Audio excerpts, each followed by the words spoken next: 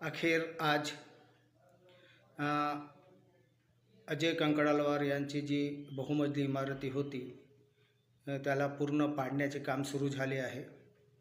अजय कंकडालवार यांनी दावा केला होता की त्यांनी हायकोर्टात याचिका दाखल केली आणि 4 महिन्याचा त्याला स्टे मिळाला आहे, पण ते पूर्ण सत्य नव्हते। कदाचित त्यांना त्यांच्या वकिलांनी पूर्ण माहिती दिली नाही किंवा यांनी सत्य समोर आणले नाही। असं झालं की हायकोर्टामध्ये जेव्हा अजय कंकडालवार यांनी याचिका दाखल केली तेव्हा हा विषय निघाला की शेवटच्या तुमची याचिका कुठली होती, तर ते असं सांगितले की भाई मंत्रालयातील शहरी विकास विभागामध्ये याचिका प्रलंबित आहे। तेव्हा हायकोर्टाने सदर याचिका 4 आठवड्यात निकाली काढण्याचे निर्देश दिले।